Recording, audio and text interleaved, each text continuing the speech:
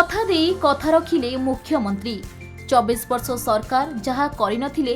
6 मास न पुरुणु ताहा करिदेले नुआ सरकार। मुख्यमंत्री मोहन चरण माझी घोषणा राज्य में कार्यरत होमगार्ड मानक मनरे नुआ आशा सृष्टि करिछि। 24 वर्ष धरी रहितिबा पूर्व सरकार को पाखरे बारंबार दाबी करिबा परे भी गोटे भी दाबी पूरण करिनथिले। हेले राज्य में नुआ भाबे होइतिबा बीजेपी सरकार मास केईटा भितरे सही काम को करी देखाइछंती। गुरुवार भुवनेश्वर में आयोजित बैठक में मुख्यमंत्री होमगार्ड को पदवी वृद्धि सह पारिश्रमिक वृद्धि घोषणा करिछंती। तेणु मोहन सरकार को निखिल उत्कल गृहरक्षी राज्य संघर सभापति रंजन मल्लिक कृतज्ञता ज्ञापन करिछंती।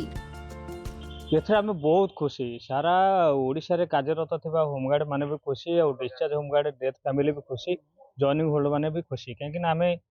माननीय मुख्यमंत्री सार को गिभांस देइथिलु महासंघ तरफ प्रत्येक जिलार जो माने इलीगली डिस्चार्ज आउ डेथ फैमिली आउ माने जो माने जॉइनिंग होल्डर जो माने कराई रखाई इंटरव्यू कराई नियुक्ति दिया बहुत खुशी एथि आम भी 700-800 पिला माने ये जो बेनियम छटे भाव से सब चिठी दिया से नियुक्ति दि जाऊ बोली किंतु आम जो 2020 मसीह जो होमगार्ड नियुक्ति टोटाल बंद कर दिया गोटे आईन बाहर कराई आम जनईलु माननीय मुख्यमंत्री से आईन को उच्छेद करते पूर्वतन घोषणा आप शुणी थे कि बर्तमान से तो घोषणा करते सहित 2298 घोषणा करते परवर्ती मुहूर्त सर्वे कराई 2369 की जाइला कि आज जो मुख्यमंत्री सार घोषणा कले ना से 5000 होम मान गृह विभाग में जो 10,000 नियुक्ति पदवी अच्छी 5,000 केवल होमगार्ड मान तो आम बहुत खुशी आउ ये परिवार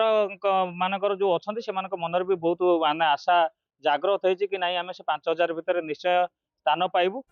जाजपुर कृष्ण नायक रिपोर्ट खबर ओडिशा।